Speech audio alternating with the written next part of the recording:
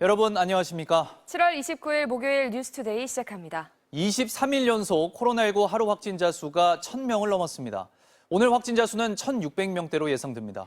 정부는 다음 주까지 거리두기의 효과가 나타나지 않으면 더 강한 조치를 검토할 방침입니다. 홍신영 기자입니다.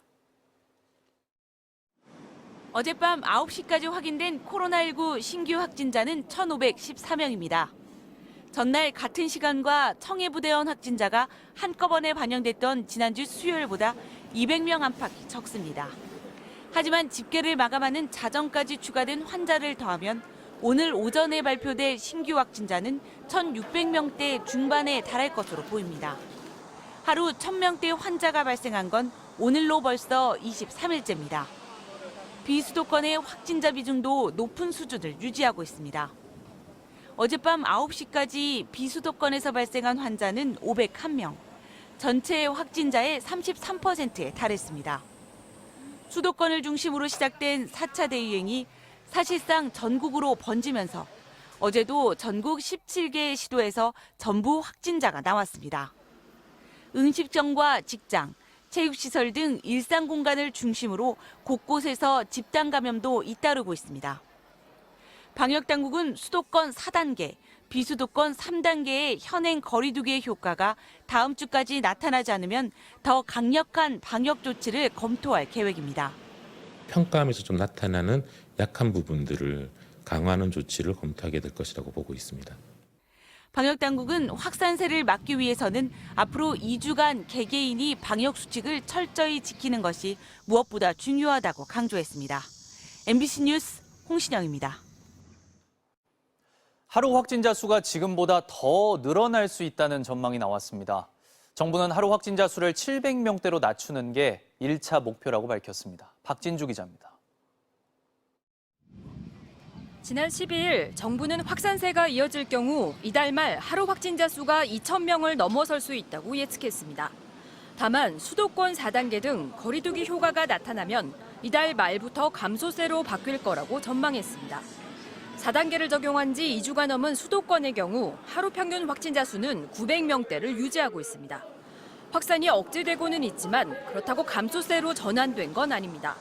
수도권 4단계 거리두기 효과가 예상보다 더디게 나타나고 있는 겁니다.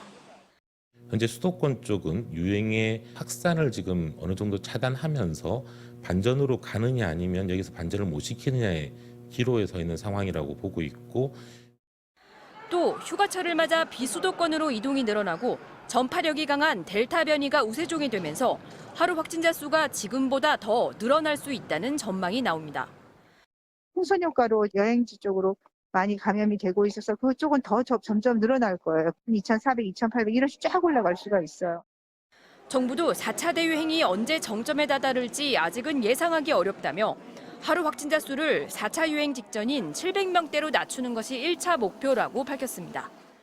수도권 4단계, 비수도권 3단계인 거리두기가 얼마나 잘 이행되느냐, 그리고 백신 접종률에 따라 감소세로 전환되는 시기가 앞당겨질 수 있다고 내다봤습니다. MBC 뉴스 박진주입니다.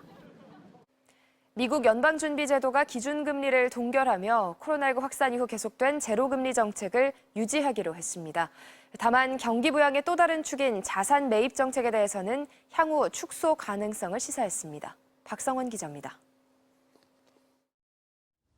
미국의 중앙은행인 연방준비제도가 기준금리를 동결했습니다. 현지 시간 28일 연방공개시장위원회 정례회의를 마친 연준은 성명을 내고 기준금리를 지금의 0.00에서 0.25%로 동결한다고 발표했습니다. 코로나19가 경제 전반에 주는 타격을 줄이기 위해 시장의 유동성 공급을 확대하는 초저금리 정책을 연장하기로 한 겁니다.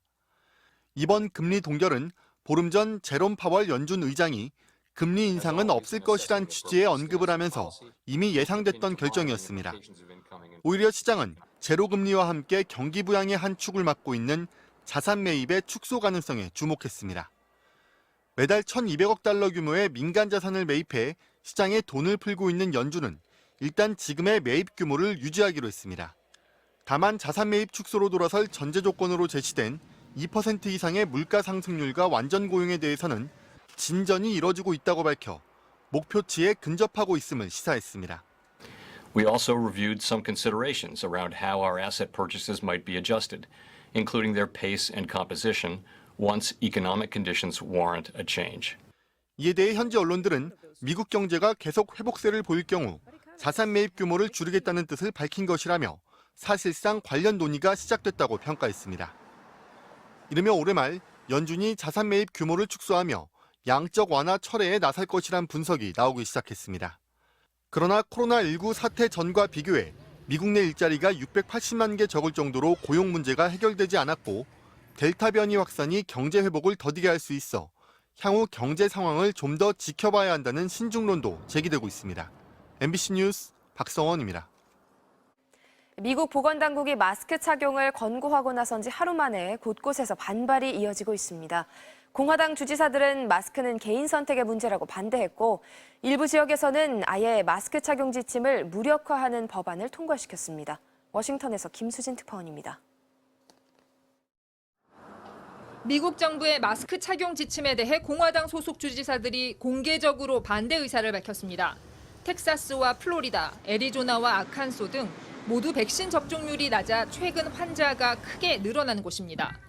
텍사스 주지사는 트위터에 정부가 착용을 의무화하는 시대는 끝났다며 마스크를 선택할 권리는 개인에게 있다고 주장했습니다.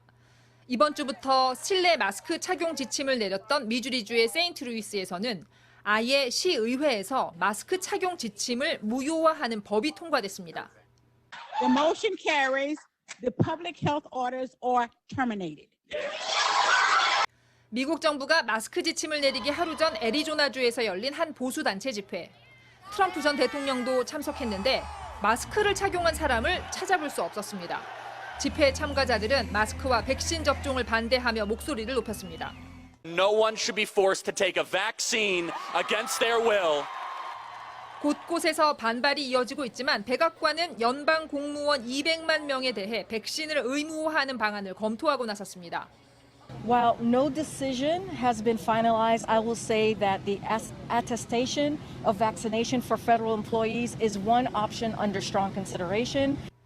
그동안 백악관에서 마스크를 착용하지 않던 바이든 대통령은 오늘 마스크를 착용한 사진을 트위터에 올리기도 했습니다. 하루 평균 5만 명 이상 확진자가 급증한 상황에서 바이든 행정부의 방역 지침이 반발을 물리치고 효과를 거둘 수 있을지 주목됩니다.